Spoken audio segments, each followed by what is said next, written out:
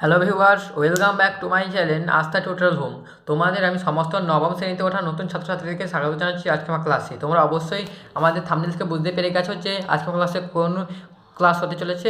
আজকে আমার ক্লাস তোমার জন্য করে দিতে চলেছি ক্লাস 9-এর রায়নমাটির প্রশ্নবিচিত্রা, যেটা কিছুদিন আগে নতুন বেরিয়ে পড়েছে। আমি তার সমস্ত প্রশ্ন উত্তরগুলো করে দিয়ে চলেছি, শুধুমাত্র ভৌত বিজ্ঞানের শর্ট কোশ্চেনগুলো।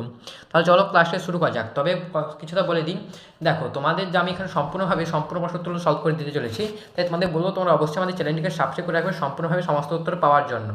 এখানে আমি তোমাদের জন্য সম্পূর্ণভাবে ভৌতবিজ্ঞানের সলিউশনগুলো আজকে ক্লাস করে দিয়ে চলেছি। সেটা হচ্ছে মধ্যশিক্ষা পর্ষদ সহ 1 নম্বর স্কুল। কেননা তোমাদের মধ্যশিক্ষা পর্ষদটা করা খুবই দরকার, কারণ মধ্যশিক্ষা পর্ষদে কিছু প্রশ্ন উত্তর আছে যেগুলো খুবই গুরুত্বপূর্ণ। তাহলে চলো ক্লাসটা শুরু করা যাক, লেটস গো। দেখো, এইটা হচ্ছে সেই তোমাদের প্রথম হচ্ছে মধ্যশিক্ষা পর্ষদ। এটা হচ্ছে তোমাদের জন্য নতুন যে প্রশ্ন যেটা বেরিয়ে পড়েছে 2024 সালে, সেই মধ্যশিক্ষা পর্ষদ। তা দেখো এখানে একের দাগে নিচের প্রশ্নগুলি পূর্ণ বাক্যে উত্তর দাও। প্রথম প্রশ্ন, আয়তন একটি লব্ধ রাশি, এর কয়টি প্রাথমিক বা মৌলিক রাশি দিয়ে গঠিত? এই প্রশ্ন তোমরা হয়তো ভাবছো উত্তরটা 3 হবে, কিন্তু না। দেখো, আয়তন মানে কি? দৈর্ঘ্য গুণিতক প্রস্থ গুণিতক উচ্চতা, কিন্তু বলেছিল এটি কয়টি প্রাথমিক বা মৌলিক রাশি দিয়ে গঠিত। দেখো এদের একক কি, এটারও দৈর্ঘ্যের ক্ষেত্র মিটার, প্রস্থের ক্ষেত্র মিটার এবং উচ্চতার ক্ষেত্র মিটার। তাহলে যেহেতু এখানে একক একই, তাই এখানে কয়টি প্রাথমিক বা মৌলিক রাশিতে গঠিত? উত্তর হবে এর দাগে একটি উত্তর হবে। দ্বিতীয় প্রশ্ন, প্রদত্ত কোনটি রাশি নয়? একটি বুলেটের ভরবেগ, বুলেটের ওজন, বক্রতলের ক্ষেত্রফল। উত্তরটা হবে বুলেটটা হচ্ছে একটা মাত্র জিনিস, কিন্তু বুলেটের ভরবেগ, ওজন এবং বুলেটের বক্রতলের ক্ষেত্রফল সবগুলো কিন্তু এখানে একটা রাশি। তৃতীয় প্রশ্ন, প্রদত্ত কোনটি ত্বরণের মাত্রিয় সংকেত? ত্বরণ মানে আমরা কি জানি যে L T⁻²। উত্তরটা হবে L T⁻²। এরপরে দেখো কি দেওয়া আছে আইভি দাগে, তুমি সুতোয় বেঁধে একটি ঢিলকে ঘোরাচ্ছ, ঢিলটির গতি হবে। দেখো, একটা সুতোয় বেঁধে যখন ঢিলকে ঘোরাচ্ছি, তাহলে ঢিলটা আমার সুতোকে কেন্দ্র করে ঘুরছে, এই জন্য এটা হবে বৃত্তীয় গতি। যদি আমাদের সুতোকে কেন্দ্র করে না ঘুরতো, তাহলে সেটা হতো ঘূর্ণন গতি। তাই উত্তরটা হবে এই প্রশ্ন উত্তর বৃত্তীয় গতি। পঞ্চম প্রশ্ন, পরস্পর সমান্তরাল একই দিকে একই বেগে ধাবমান দুটি ট্রেনের যাত্রী একে অপরকে দেখবে। এই প্রশ্নের উত্তরটি দেখো, উত্তর হবে স্থির অবস্থায় আছে। কেননা দুটি ট্রেন যদি একই দিকে যায় এবং দুটো যদি একই গতিবেগে তাহলে তাকে একে অপরকে মনে হয় যেন তারা স্থির অবস্থায় দাঁড়িয়ে আছে, কিন্তু দুজনেই চলমান। এরপরে ভিআই দেখে নিউট্রনবিহীন মৌলটি হলো, উত্তর হবে পোট্রিয়াম, যাকে আমরা বলি সাধারণ হাইড্রোজেন। অপশান হবে এ। সপ্তম প্রশ্ন, নিচের কোনটি স্বতঃস্ফূর্তভাবে ইউরেনিয়ামের মতো ভারী মৌলের কেন্দ্র থেকে নির্গত হয় এবং ধনাত্মক আধানগ্রস্ত হয়? এই প্রশ্নের উত্তরটা হবে দেখো আলফা কণা। এই প্রশ্নের উত্তরটা কী হবে? বিদ্যাগের আলফা কণা। এরপরে তৃতীয় প্রশ্ন, 77 AS 33, 78 AS 34, এরা হলো পরস্পরের। দেখো এদের 77 এর 78 এর 33 এর 34 কোনো তো মিল নেই। আর প্রথমে যেটা বলে সেটা হচ্ছে ভর সংখ্যা, এটা হচ্ছে প্রোটন সংখ্যা। ভর সংখ্যাও মিল নেই, প্রোটন সংখ্যাও মিল নেই। কিন্তু ভর সংখ্যা থেকে প্রোটন সংখ্যা যদি বিয়োগ করি কী পাই? নিউট্রন সংখ্যা। এখানে দেখো 77 থেকে 33 বিয়োগ করলে কী পাবো আমরা? 44। 44টা হচ্ছে কি নিউট্রন সংখ্যা। এক্ষেত্রে আমরা কী পাবো? বিয়োগ করলে 44। এক্ষেত্রে কত? 44 হচ্ছে নিউট্রন সংখ্যা। এর নিউট্রন সংখ্যা সমান এর নিউট্রন সংখ্যা সমান, তাহলে উত্তরটা কী হবে? এখানে ডির দাগে দেখো একদম শেষে দেওয়া আছে ডির দাগে, উত্তরটা হবে আইসোটোন। এই প্রশ্ন উত্তরটা কী হলো? আইসোটোন। এরপরে দেখো কী দেওয়া আছে, এরপরে দেখো গ্রুপ বি। এখানে দুয়ের দাগে নিম্নলিখিত প্রশ্নগুলির অতি সংক্ষিপ্ত উত্তর দাও, বিকল্প প্রশ্নগুলি লক্ষণীয়। প্রথম প্রশ্ন, শূন্যস্থান পূরণ করো। আলোকবর্ষ একক ব্যবহার করে ড্যাশকে প্রকাশ করা হয়। এখানেও হবে দৈর্ঘ্য। এখানে গ্রহ নক্ষত্রদের মধ্যে দৈর্ঘ্য, গ্রহ ও নক্ষত্রদের মধ্যে দূরত্ব হলো আমাদের প্রথম প্রশ্ন। এরপরে দেখো অথবা দাগি, একটি মাত্রাবিহীন রাশির উদাহরণ দাও। এই প্রশ্নের উত্তরটা লিখে দাও কোণ। সর্বপ্রথম উদাহরণ হবে কোণ, এরপরে উদাহরণ লিখতে পারো তোমরা দ্রাব্যতা। উত্তর হলো কি? কোণ, একটা হবে দ্রাব্যতা, তারপর আপেক্ষিক ঘনত্ব ইত্যাদি। আমি তোমাদের একটা বলছিলাম 3টা লিখে দিচ্ছি। তবে এখানে যদি প্রশ্ন বলে তোমরা অবশ্যই উদাহরণ লিখবে কোণ, কেননা কোণটা হচ্ছে সর্বপ্রথম মাত্রাহীন রাশির নাম, আপেক্ষিক ঘনত্ব। এরপরে দেখো দ্বিতীয় প্রশ্ন, ভি আয়তন বিশিষ্ট একটি নিরেট বলের উপাদানের ঘনত্ব ডি, তাহলে তার ভর কত হবে? আমরা জানি ঘনত্ব ডি = m/v, জানি তো। তাহলে এরপর আমাদের কী বলছিল? ভরটা নির্ণয় করতে। তাহলে এখানে যদি মানটা নির্ণয় করি তাহলে কী পাবো? m সমান কণাখনি গুণ করে দাও d × v বা vd, ভি ইন্টু ডি। তাহলে এম সমান আমরা কী পেলাম? V into D. এটা হলো এই প্রশ্নটা। এরপর তৃতীয় প্রশ্ন, সমবেগে ধাবমান একটি বস্তুর চলার পথটি কেমন হতে পারে? এই প্রশ্নের উত্তরটি হবে বেগ সময় লেখচিত্র সমান্তরালভাবে থাকবে। উত্তরটা হলো বেগ সময় লেখচিত্র সমান্তরালভাবে থাকবে। এখানে আমার লিখতে একটু অসুবিধা হচ্ছে কারণ এই জায়গাটা একটু ছোট। উত্তরটা হবে বেগ সময় লেখচিত্র সমান্তরালভাবে থাকবে। এই প্রশ্ন উত্তরটাও হলো। দেখো এখানে তোমাদের আরও ভালোভাবে তোমরা যদি ছবিটা অঙ্কন করে দিতে পারো, ছবিটা অঙ্কন করলে তোমাদের নাম্বার কাটার জায়গা খুঁজে পাবে না। এরপর অথবা দেখে একটি সরণ সময় লেখচিত্রের ও পি লেখটি যে দেখো ও এবং পি এই যে লেখটি থেকে তুমি বস্তুটির বেগ সম্পর্কে কি ধারণা পাচ্ছ? এই প্রশ্নের উত্তরটি লিখে নাও। এই প্রশ্নের উত্তরটি হবে সমবেগ সম্পন্ন। বেগটা বেড়ে যায়, এখানে দেখো বেগটা একই আছে, তাহলে উত্তরটা কি হবে? সমবেগ সম্পন্ন। আমি নিচে লিখে দিচ্ছি, দেখো উত্তরটা হলো সমবেগ সম্পন্ন হয়ে গেল। এরপরে দেখো চতুর্থ প্রশ্ন, কোনো চলমান বস্তুর ভর ও তারপর ক্রিয়াশীল বল উভয়কে যদি অর্ধেক করা হয় তাহলে তার ত্বরণে কীরূপ পরিবর্তন ঘটবে? এই অঙ্কটা তোমাদের এখানে অঙ্কটা করে বুঝিয়ে দিচ্ছি যাতে তোমাদের বুঝতে কোনো কিছু অসুবিধা না হয়। তাহলে চলো আমি তোমাদের এই অঙ্কটা করে বুঝিয়ে দিই, কেননা এই অঙ্কটা এরপর স্কুলেও দেওয়া আছে। এটা কত দাগে? এটা হচ্ছে আইভি দাগে। তাহলে দেখো আমি যদি এই অঙ্কটা করে দিই, ধরি বস্তুর ভর সমান কী হবে? এম। আর ধরি বস্তুর ত্বরণ কত হবে? ধরি বস্তুর ত্বরণ সমান কী হবে? এম। অতএব বস্তুর ত্বরণ তাহলে এখান থেকে কী নির্ণয় করতে পারলাম? এখান থেকে ত্বরণ ব্যাকেটে এখানে ত্বরণটা ধরা গেছে, তাহলে এখানে এখানে ত্বরণ, এখানে কী হবে? বল। বস্তুর বল ব্যাকেটে এফ সমান আমরা কি জানি? এম ইন্টু এ। তাহলে এখানে সূত্রটা কি হলো? এফ সমান এম ইন্টু এ, এই সূত্রটা হলো। এরপর এখানে কি বলেছিল দেখো, বলেছিল যে এখানে কোনো বস্তুর এখানে দেখো ভর এবং তার ক্রিয়াশীল বলকে উভয়কে অর্ধেক করা হলো। তাহলে আমি যদি এখানে বলকে অর্ধেক করে দিই, অতএব এখন বস্তুর উপর প্রযুক্ত বল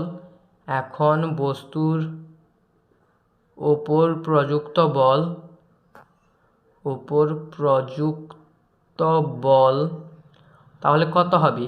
F/2 হবে, F/2। এখন বস্তুর ভর কত হবে? M/2। এখানে সমান দিয়ে দাও, ব্যাকেট এটা দিয়ে দাও সমান। তাহলে এখন যদি আমি সমীকরণে নির্ণয় করি তাহলে কী হবে? F/2 সমান M/2 ইন্টু এ। এটা হচ্ছে সমীকরণ। এখানে আমরা 2 যদি কাটাটি করতে এখানে কী পড়ে থাকলো? এখানে আমরা কী পেলাম? আমরা F সমান M ইন্টু এ। তাহলে দেখো আগে কি ছিল? F সমান M ইন্টু এ, এখন কী হয়েছে? F সমান M ইন্টু এ। তাহলে যেহেতু দুটোই সমান আছে তাহলে অতএব ত্বরণে কোনো পরিবর্তন ঘটবে না। উত্তরটা কী হবে? ত্বরণের কোনো পরিবর্তন হবে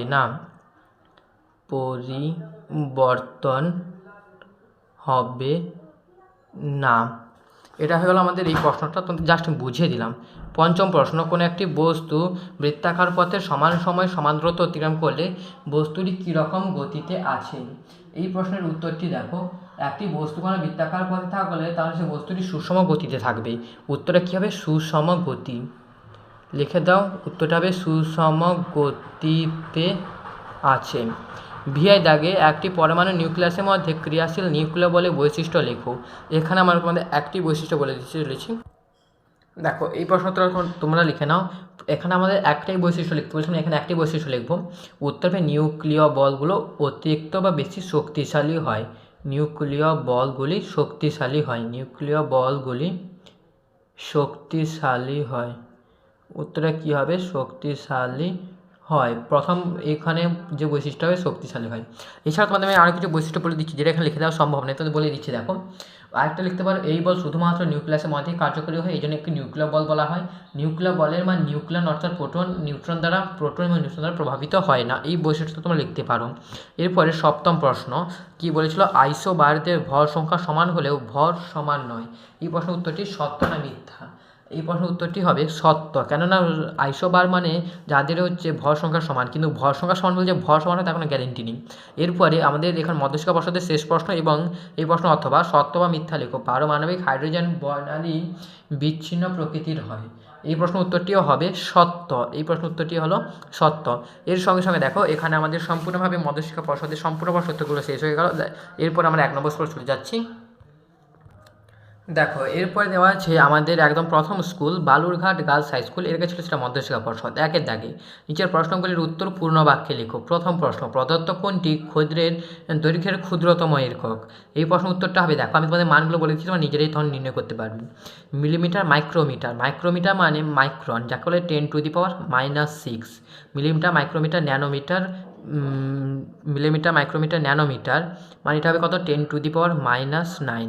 আর এখানে ফেমটোমিটার মানে যাকে বলে ফার্মি, এটা মানে হচ্ছে 10⁻⁻15। আর এম হচ্ছে মিলিমিটার, যার মানে হচ্ছে 10⁻⁻3।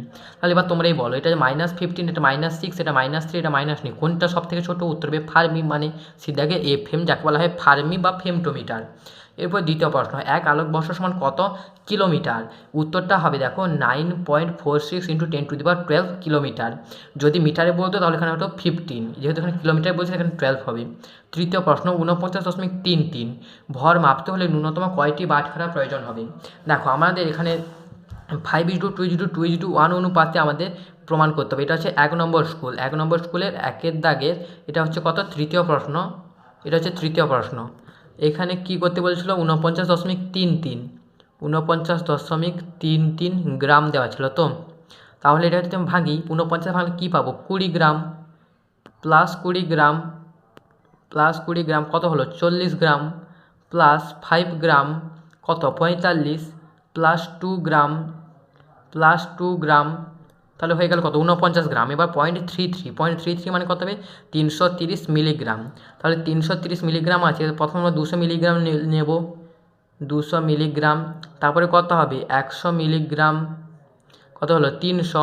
তারপরে কত হবে, 20 মিলিগ্রাম, তাহলে কত হলো 320। তার সঙ্গে একটা 10 মিলিগ্রাম নিয়ে নেব, এটা মিলিগ্রাম, এমজি, এটা গ্রাম নয় কিন্তু এটা মিলিগ্রাম, এটা হলো মিলিগ্রাম। তাহলে আমরা যোগ করে নিই, 1টা 2টো 3টে 4টে 5টা 6টা 7টা 8টা 9টা।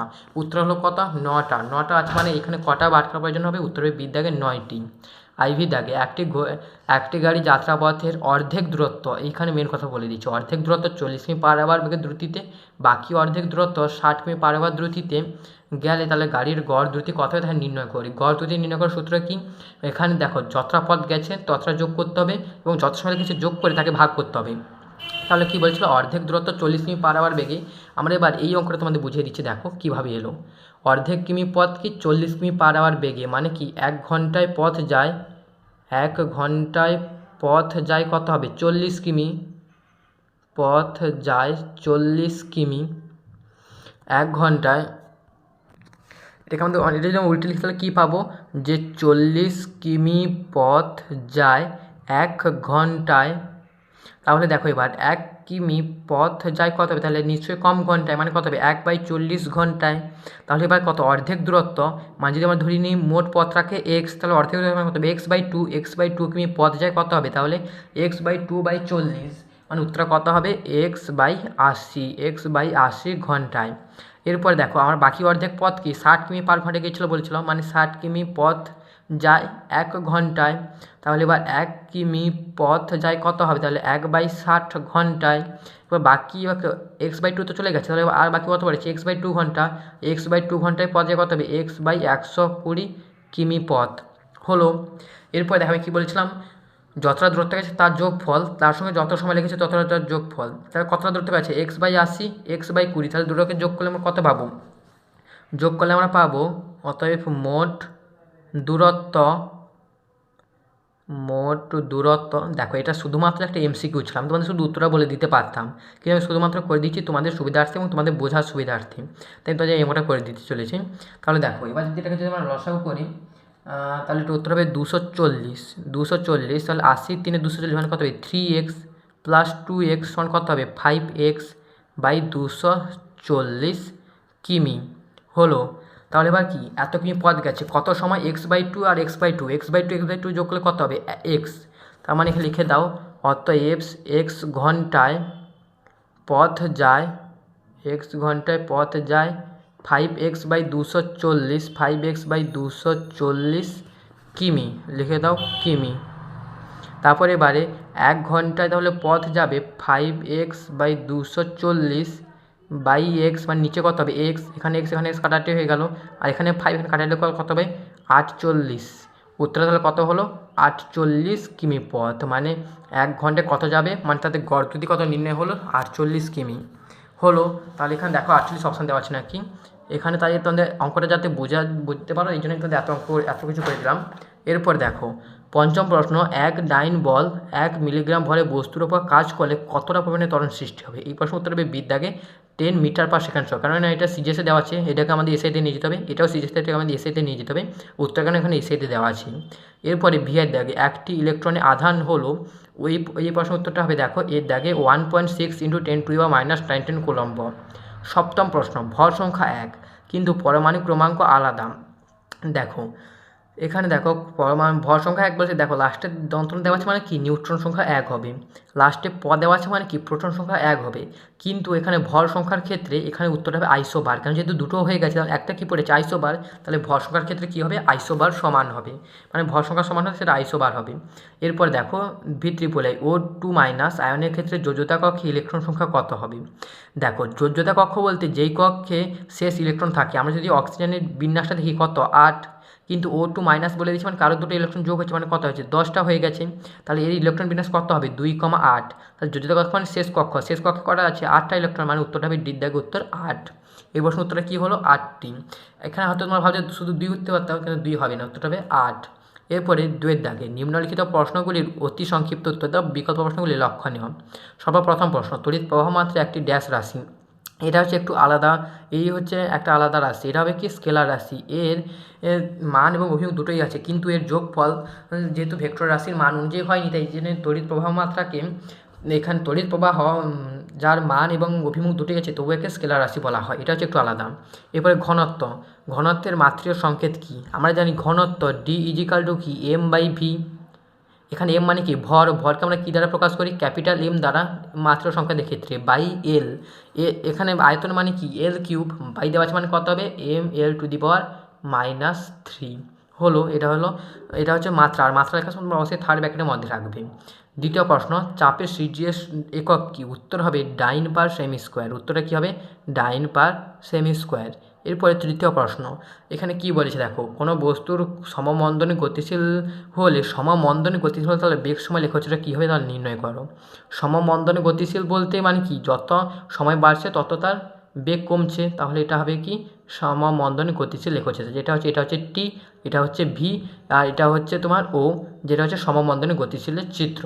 এরপর অথবা দেখে প্রশ্ন, কোনো বস্তুর ওপর একাধিক বল প্রযুক্ত হলে তাহলে গতির অভিমুখ কীরূপ হবে তাকে নির্ণয় করি। এই প্রশ্ন উত্তর হবে বলগুলির লব্ধির অভিমুখী, এই প্রশ্নটা একটু আলাদা, এই প্রশ্ন উত্তরটা হবে কি বলগুলির লব্ধির অভিমুখী। এই প্রশ্নটা সাধারণত অনেকে পাবে না, বলগুলির লব্ধির অভিমুখী, এই প্রশ্নের উত্তরটা হবে বলগুলির লব্ধির অভিমুখী। এরপরে কী দেওয়া আছে দেখো, কোনো চলমান বস্তুর উপর ভর ও তার ক্রিয়াশীল বল অর্ধেক করা হলে তাহলে বস্তুটি ত্বরণে কীরূপ পরিবর্তন হবে। আমি এই জন্য আগের যে স্কুলে ছিল মধ্যশিক্ষা পর্ষদে এই অঙ্কটা আমি তোমাদের করে দিয়েছিলাম, সেখানে কী হয়েছিল একই ছিল, আমি এখানে অঙ্কটা করে দিচ্ছি না, আমি তোমাদের আগের স্কুলে মধ্যশিক্ষা পর্ষদে বুঝিয়ে দিয়েছিলাম, উত্তরটা কী হয়েছিল একই থাকবে। এরপরে পঞ্চম প্রশ্ন, রোলার টানা না ঠেলা কোনটি সুবিধাজনক, উত্তরটা হবে অবশ্যই রোলার টানা সুবিধাজনক। এরপরে ভিআই দাগে শূন্যস্থান পূরণ কোনো পরমাণুতে একটি ইলেকট্রন এল কক্ষ থেকে এন কক্ষে স্থানান্তরিত হলে তার শক্তি ড্যাশ করবে, যেহেতু বাইরের দিকে যাচ্ছে তাই উত্তর হবে শক্তিটা গ্রহণ করবে, এল কক্ষ থেকে এন কক্ষে গেলে শক্তি গ্রহণ করবে। অথবা দেখে প্রশ্ন, তড়িৎ মক্ষণ নলে কত বায়ুচাপে ক্যাথোড রশ্মি উৎপন্ন হয়, এটা খুবই ভালো একটা প্রশ্ন, এই প্রশ্ন উত্তর হবে 0.01 মিলিমিটার, উত্তর হবে 0.01 mm এখানে বায়ুচাপে ক্যাথোড রশ্মি উৎপন্ন হয়। সপ্তম প্রশ্ন, কোনো পরমাণুর এম কক্ষে সর্বোচ্চ কতগুলি ইলেকট্রন থাকতে পারে, আমরা যদি সাজাই তাহলে কী পাবো K, L, M, N পাবো, কে কক্ষে মাত্র 2টি, তারপরে এম কক্ষে 8টি, তাহলে এম কক্ষে সর্বোচ্চ কয়টি ইলেকট্রন থাকতে পারে? উত্তরটা হবে 8টি। এরপরে অথবা দাগে সালফার যার পারমাণবিক ক্রমাঙ্ক 16, তার ইলেকট্রন বিন্যাস করতে হবে। যেহেতু পারমাণবিক ক্রমাঙ্ক দিয়ে ফেলেছি তাই আমাদের প্রথমে সুবিধা হবে। আমি প্রথমে বলেছিলাম কে কক্ষে কটা থাকে? 2টি থাকে। এল কক্ষে কটা থাকে? 8। কে কক্ষের পর এম কক্ষে কটা থাকে? 8টা থাকে। তাহলে কটা হয়ে গেল? 8 2 10টা হয়ে গেল। আর বাকি কটা পড়ে আছে? 6টা। তার মানে এল কক্ষে কটা হবে? এল কক্ষে হবে 6টা। মানে এর ইলেকট্রন বিন্যাস হবে 2, 8, 6। এটা হলো আমাদের সালফারের পারমাণবিক ক্রমাঙ্ক 16 হয় যা সেটা হচ্ছে ইলেকট্রন বিন্যাস। এর সঙ্গে সঙ্গে দেখো আমাদের প্রথম স্কুলেরও সম্পূর্ণভাবে প্রশ্নোত্তর শেষ হয়ে গেল। আমাদের মধ্যশিক্ষা পর্ষদ সহ এখানে এই স্কুলে সমস্তভাবে সম্পূর্ণ প্রশ্নোত্তর সলিউশন করে দিলাম। এরপর তোমার জন্য আরও 3টি স্কুলে নিয়ে আসতে চলেছি 3, 4, 5। সেগুলো দেখতে হলে অবশ্যই আমাদের চ্যানেলটিকে সাবস্ক্রাইব করে রাখবে। আজকের মতো এখানে আমার ক্লাসটা শেষ হলো। দেখা হচ্ছে পরে একটা ক্লাসে। তখন ভালো থাকবে, সুস্থ থাকবে। Tata, bye bye.